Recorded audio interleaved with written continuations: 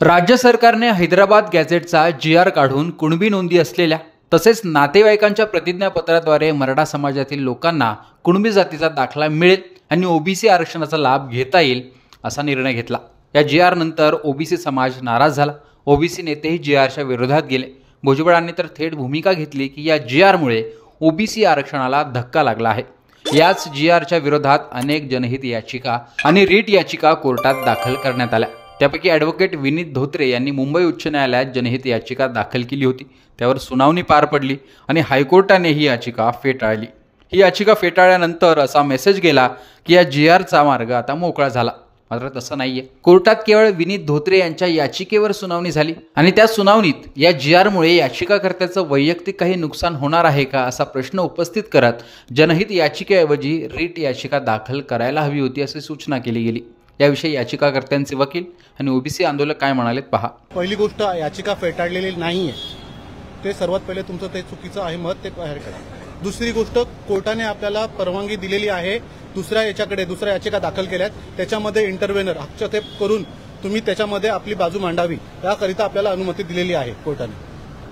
पीआयएलचं काय झालं sir? PIL मध्ये कोर्ट काय म्हटलंय, करून ती जनहित याचिका इथे लागू पडत नाही। तुमचं व्यक्तिगत जे अधिकार आहेत, राईट आहेत, तुमचं काय झालेलं या जी.आर.मुळे अफेक्ट झालंय ते तुम्ही एक रिट पिटिशन मध्ये चॅलेंज करायला पाहिजे होतं, किंवा ज्या दुसऱ्या याचिका आहेत, रिट पिटिशन्स आहेत, त्याच्यामध्ये तुम्ही तुमची बाजू मांडायला पाहिजे। याच्यासाठी आपल्याला परमिशन दिलेली आहे कोर्टाने।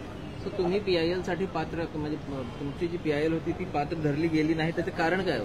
साहेब, माझं म्हणणं आहे, करून जनहित याचिका पीआयएल आहे ही पब्लिकसाठी आहे। याच्यामध्ये जो जी.आर. पास झाला आहे त्याच्यामध्ये व्यवस्था ठरवलेली आहे कसे आपल्याला जात प्रमाणपत्र मिळावे। एक ॲफिडेव्हिट द्यावा, त्यांच्या नातेवाईकांसाठी आहे, कुठलेही आहे, त्यांचे एक ॲफिडेव्हिट दिला की तुम्हाला जात प्रमाणपत्र मिळणार, याकरिता केलेलं आहे। पण हेच कुठे ऍड होणार आहे?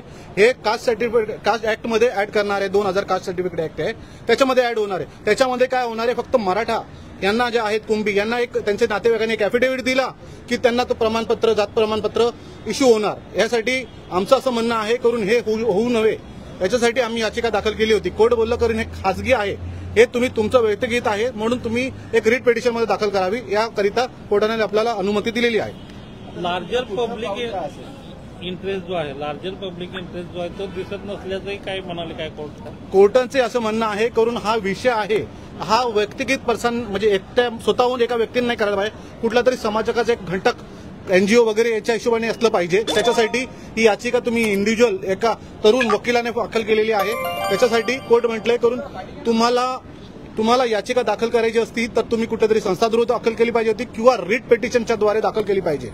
पर असू दे, जे आहे ते आहे। पर आपण ह्या ऑर्डरला आव्हान करणार आहोत अपेक्स कोर्टमध्ये, सुप्रीम कोर्टामध्ये, करून बाबा हे जनहित याचिकामध्येच मोडतं, हे रीट पिटिशनचा मुद्दा नाहीये। याच्यासाठी आपण सुप्रीम कोर्टामध्ये हे चॅलेंज करणार आहोत।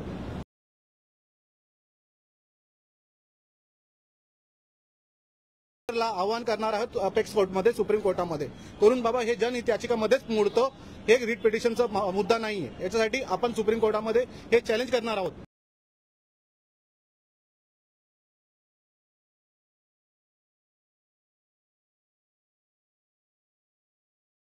करून बाबा हे जनहित याचिका